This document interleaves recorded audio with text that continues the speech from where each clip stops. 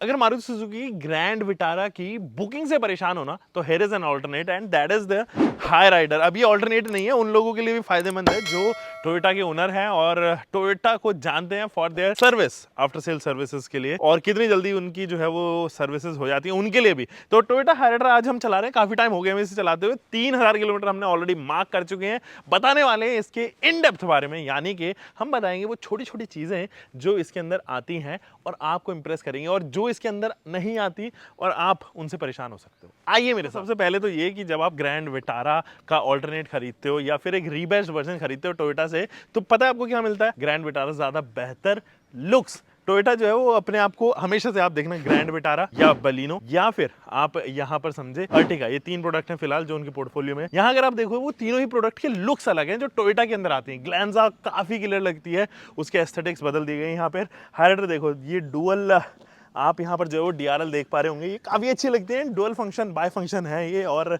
ये डीआरएल के जस्ट नीचे स्प्लिटेबल हेडलाइट यूनिट्स वो जूं की तू रखी हुई है, यानी कि एज इट इज रखी गई है। ये क्रोम की फिनिश टोयोटा के लोगों के साथ में मिलती है, कमाल लगती है, मास्टरपीस लगती है। नीचे भी अगर आप देखोगे तो बड़ा सा एयर डैम दिया गया है, कमाल। तो ये चीज़ें हैं, कुछ चीज़ें जो एक्चुअली टोयोटा ने बहुत बेहतरीन बनाई है। इनफैक्ट मुझे इसकी जो एलॉय व्हील्स है ना आम पास से, वो भी ज़्यादा बेहतर लगते हैं कंपैरेटिव टू ग्रैंड विटारा। देखो काफ़ी ग्रूव्स हैं उनके अंदर ना, आप देखोगे इनको, तो ये जो स्पोक्स हैं वो 2 हिस्सों में बढ़ जाते हैं, इसकी वजह से एक बेहतरीन लुक आता है। बाकी तो ये साइड प्रोफाइल से लगती ग्रैंड विटारा ही है, ग्रैंड विटारा ही है एक्चुअली ये मारुति सुजुकी का प्रोडक्ट। और यहाँ अगर आप देखेंगे तो ये है क्रोम की वो लाइन जो इसको बताती है कि मैं हूँ टॉप वेरिएंट, और डोर हैंडल के साथ में रिक्वेस्ट सेंसर दिए गए हैं जो उस तरफ भी मौजूद है, which is on a greater part.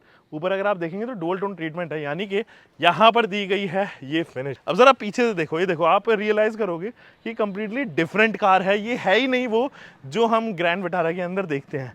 यहाँ पर भी आप देखोगे एक अलग टच दिया गया है, इस तरफ से भी हल्के फुल्के ट्वीक्स दिए गए हैं। हालांकि tail light unit remain same, ये वाली जो टेल लाइट यूनिट का पार्ट है जिसमें से आप reflector, reverse lamp and turn indicator देखते हैं, वो सेम ही है, उसकी प्लेसिंग भी इनफैक्ट सेम है। पर ये देखिए टोयोटा का बैज जिस तरीके से एम्बलम के अंदर दिया गया है वो काफ़ी कमाल का है। अब दोस्तों ये तो हो गई तमाम चीज़ें जो डिफरेंशिएटिंग फैक्टर हैं grand Vitara and Toyota Hyryder के अंदर, बट कुछ चीज़ें और हैं उसके बारे में बात करते हैं। गाइस ये है इसकी की फॉब, और अगर आप इस की फॉब को देखोगे तो लॉक अनलॉक का बटन है, बिल्कुल मारुति सुजुकी जैसा, बट लोगो जो है वो कम्प्लीटली डिफरेंट है, टोयोटा का लोगो है। अब अगर मैं इन 2 बटनों को नीचे दबाता हूँ तो ये अनलॉक कर देते, कोई भी विंडो पैनल जो है वो नीचे या ऊपर नहीं होगा।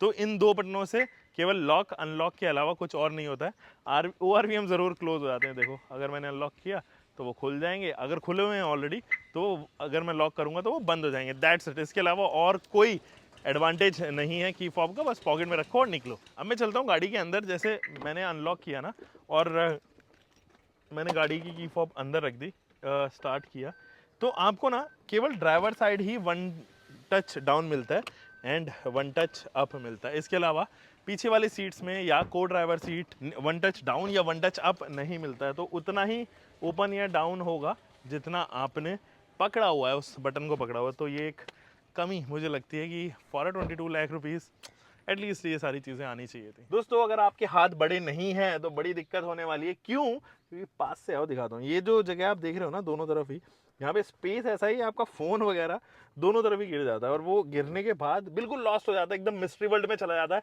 आपको रियलाइज़ होता है कि यार ये तो बड़ी दिक्कत है, आगे पीछे करने से भी जो है नहीं निकलता। तो उसका एक सॉल्यूशन है, गाड़ी के सीट को आगे करो और पीछे से निकाला जाए। आगे से अगर आप निकालोगे तो आपके हाथ ही नहीं आने वाला है, कि नीचे ना स्लॉट्स बने हुए, सीट जिसके ऊपर पोजीशनड है, उस वजह से आपको काफी परेशानी होती है। ये मैंने महसूस किया है टोयोटा हाइराइडर के अंदर। अब एक चीज और, कुछ सामान अगर आप यहाँ रखते हो, इस तरफ रखते हो, तो इसका जो ऊपर का पैनल डिजाइन है वो इतना इनोवेटिवली या इंटेलिजेंट डिजाइन नहीं किया हुआ। सारी चीजें ना फ्री फॉल होती है नीचे की तरफ, हल्का सा इंक्लिनेशन है, जबकि होना क्या चाहिए कि जब आप इंक्लिनेशन बनाते हो तो नेगेटिव इंक्लाइन की जगह पॉजिटिव इंक्लिनेशन दो, जिस वजह से उस तरफ जो है वो स्टक हो जाए सामान। वो एक कमी लगी मुझे भाई। दोनों तरफ ही जो है वो वैनिटी मिरर और लाइट आती हैं, तो ये एक प्लस पॉइंट जरूर है हाइराइडर के साथ में। सीट्स कमाल की हैं, कभी भी कंफर्ट जोन से अलग हटोगे नहीं आप। अच्छी सीट्स हैं, ना केवल आगे पीछे भी, तो कोई समस्या उसमें नहीं है। हाँ कुछ जगह जरूर काम किया जा सकता था, जैसे कि मैं आपको बताता हूँ। जैसे ही मैं इसका 360 डिग्री कैमरा एक्टिवेट करूंगा ना, ये देखिए, और मैंने यहाँ से पहले तो एसी को कम किया एंड रिवर्स गियर पे डाला। तो ये है इसका 360 डिग्री कैमरा। यहाँ अगर आप देखोगे ना तो काफ़ी सारे ग्रेन्स हैं, क्लैरिटी नहीं है, तो वो क्लैरिटी अगर होती तो मुझे ज़रूर अच्छा लगता। हाँ, एंगल ज़रूर हैं, अलग अलग एंगल्स पे अगर आप देखो तो पोजीशन कर सकते हो, वो चीज़ ज़रूर यहाँ पर है। आप अपने सेंसर्स को भी एक्टिवेट एंड डीएक्टिवेट कर सकते हो, तो ये चीज़ अच्छी ज़रूर लगी मुझे। आइडल स्टार्ट स्टॉप इसका काफ़ी अच्छा काम करता है, इनफैक्ट बटन भी दिया गया, अगर आप चाहते हो तो उसको डीएक्टिवेट कर सकते हो, बट वो टाइमली जो है वो गाड़ी को स्टार्ट एंड स्टॉप करता है। मान लो आप ट्रैफिक में खड़े हुए हो, तो जैसे ही एक मिनिमम टेम्परेचर वो अचीव कर लेगा, उसके बाद जो है वो अपने आप ही आइडल स्टार्ट स्टॉप एक्टिवेट हो जाएगा, यानी कि इंजन स्टार्ट हो जाएगा एंड वो दोबारा से एसी को एक कमांड दे देगा कि आप एक्टिवेट हो जाओ और टेम्परेचर जो है वो नॉर्मलाइज करने की कोशिश करेगा, यानी कि इंजन स्टार्ट हो जाता है, वो टाइमली होता है। ये चीज़ अच्छी है। अब दोस्तों अगर आप पीछे बैठे हो ना, तो ये देखो कमाल की चीज़ आपको दिखाता हूँ। यहाँ पर है एक USB-C टाइप एंड दूसरी तरफ USB-B टाइप, तो ये दोनों ही दिए गए हैं यार, जिसकी वजह से अब ये थोड़ा सा एडवांस लगती है। आपके पास में रियर में आर्मरेस्ट भी है 2 कप होल्डर्स के साथ में, इनफैक्ट बीच में जो है वो एक हेडरेस्ट भी दिया गया है। Leg room, knee room, recline angle and shoulder room, head room, ये तमाम चीज़ें सही हैं। हेडरूम में हल्की सी शिकायत है, अगर आप 6 फुट की हो ना तो ज़रूर आपका यहाँ पर हेड रब होने वाला है, क्योंकि मेरा ऑलरेडी रब हो रहा है 5 फुट 10 इंच की हाइट पे। चलो लगे हाथ ना आपको इसका इंजन दिखाता हूँ। इसके अंदर आते हैं, वैसे तो 2 इंजन आते हैं, अगर आप हाइब्रिड खरीदते हो तो आपको 3 सिलेंडर इंजन मिलेगा, लेकिन अगर आप 4x4 खरीद रहे हो या ऑल व्हील ड्राइव खरीद रहे हो, this one is all wheel drive, तो आपको एक 1.5 नेचुरली एस्पिरेटेड इंजन मिलेगा जो मारुति सुजुकी सोर्स्ड है। और ये जो इंजन है वो एक्चुअली आपने ब्रेजा में भी देखा है, अर्टिगा में देखा है एंड फिलहाल ये हाइराइडर में एंड ग्रैंड विटारा जैसे प्रोडक्ट में आ रहा है। अब ये जो इंजन है वो प्रोड्यूस करता है 103 PS की पावर, और इसी के साथ में ये आता है ऑल व्हील ड्राइव में, यानी कि जो पावर फिगर्स होने चाहिए ऑल व्हील ड्राइव के वो इसके साथ में नहीं है। बट अगर मैं ऑल व्हील ड्राइव नहीं भी एक्टिवेट कर रहा हूँ ना, तो भी ये थोड़ा अंडर पावर्ड सा ही लगता है। अब क्योंकि जब इसके साथ में आप compete करोगे क्रेटा के साथ में, सेल्टॉस के साथ में, और वहाँ देखोगे 1.5 का टर्बो TGDI इंजन यहाँ पर दिया गया है, गैसोलीन डायरेक्ट इंजेक्शन इंजन दिया गया है, वो कमाल के फिगर्स के साथ में था, कमाल परफॉर्मेंस है। तो परफॉर्मेंस के लिए इस गाड़ी को अगर ले रहे हो तो मुझे लगता है कि आप थोड़े से नाखुश रहोगे। इस इंजन के बारे में अंदर चल के एक ड्राइव में मैं आपको बता देता हूँ क्यों ये इंजन एक बेहतरीन इंजन भी है किसी पर्टिकुलर सेट के लिए, एंड क्यों ये इंजन जो है वो एंथू लोगों के लिए नहीं है। चलिए अंदर चलते हैं। दोस्तों जो कमाल की चीज़ है इस इंजन के बारे में वो बता देता हूँ। देखो इट इज सुपर रिफाइंड, मतलब किसी भी मोमेंट पे आपको ये रियलाइज ही नहीं होगा कि यार एक आप नॉन रिफाइंड इंजन चला रहे हो, क्योंकि ये है एक्चुअली रिफाइंड। और इस इंजन की खास बात ये है कि ये पावर टू वेट रेशियो कि ये माइलेज एफिशिएंट है। मतलब मैंने इस गाड़ी के साथ में 20-20 किलोमीटर पर लीटर का माइलेज निकाला है सिटी के अंदर, मतलब बहुत कमाल का ये चलता है। और माइलेज जिसको चाहिए ना, मेरे ख्याल में इससे बेहतर रामबाण आपको सेगमेंट में नहीं मिलेगा। मतलब कहीं पर भी आप ट्राई कर लेना, इससे बेहतरीन अगर आपको माइलेज मिल जाए तो मेरा नाम बदल देना। अगर आपको मिलेगा भी तो वो हाइब्रिड के साथ में मिलेगा सेम गाड़ी के अंदर। तो ये एक फैक्टर जरूर इसके साथ में जुड़ा हुआ है। कमाल का इंजन है, लेकिन उन लोगों के लिए नहीं है जिनको लाइट की जगह हार्ड पेडल का पसंद है, यानी कि वो लोग जो एक्सीलरेटर पेडल पे दबाकर पंजा दबा के चलाते हैं और वो थ्रॉटल करना जानते हैं। उनके अंदर का जो यूथ है, जो एंथुजियास्ट है, वो बाहर निकल के आता है। उन लोगों के लिए ये बिल्कुल भी नहीं है। एक तो देखो जब मैं इस स्टीयरिंग को चलाता हूँ ना, ये जो स्टीयरिंग है वो अच्छा है, मतलब डिसेंटली वेटेड है सब चीज, लेकिन इसके अंदर ना प्ले बहुत ज्यादा है। मतलब एक टाइम के बाद में ये रिएक्ट करता है, यानी कि रेस्पॉन्सिव स्टीयरिंग व्हील नहीं है। देखो मतलब इतने पोर्शन पे तो गाड़ी कोई कुछ रिएक्ट ही नहीं करती इतने पोर्शन पे, आप देखो, वरना इतने पोर्शन में गाड़ी इधर से उधर हल्की से हिलने लग जाती है।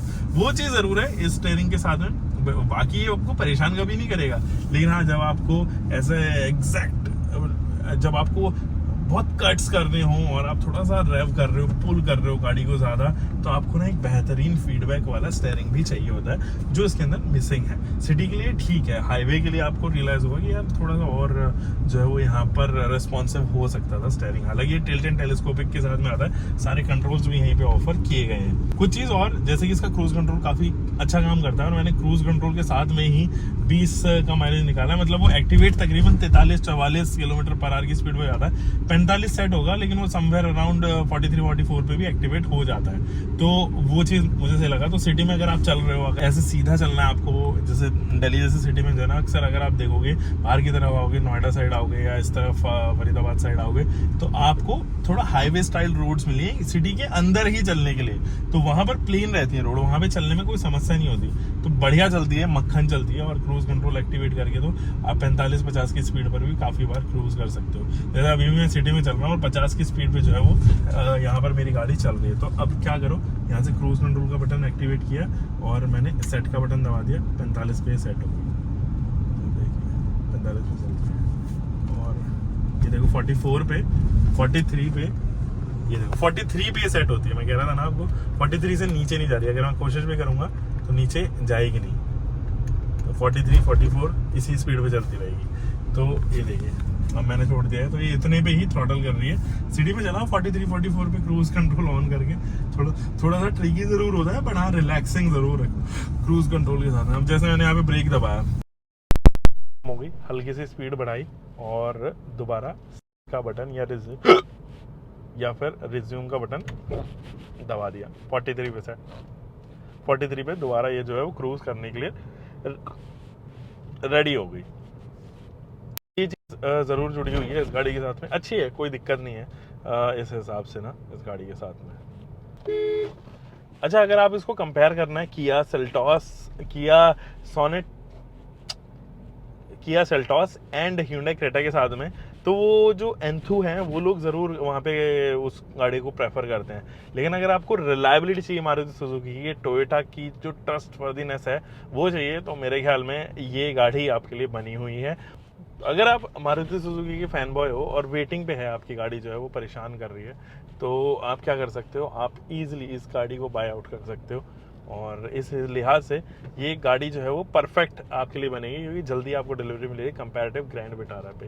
ये गाड़ी सीएनजी में भी अवेलेबल है, तो this is the only car and grand Vitara, मतलब कार सेम ही है जो सीएनजी में भी आती है, कॉम्पैक्ट एसयूवी भी है या मिड साइज एसयूवी भी है, उन लोगों के लिए है। और अगर आप चल रहे हो माउंटेन्स पे, आपको थोड़ा सा ना ज़्यादा ट्रेवलिंग का शौक है, तो 4 व्हील ड्राइव तो इसके अंदर आता है ऑल व्हील ड्राइव का ऑप्शन भी, जिसको आप इजीली यूज़ कर सकते हो, इस्तेमाल कर सकते हो पहाड़ों में जहां आपकी गाड़ी फंसने के ज़्यादा डर रहते हैं।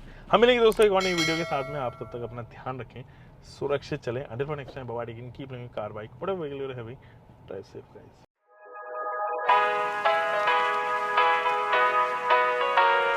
Here we go. I see the light inside you, brighter than the skies. Hold on, just let us escape and fly away tonight.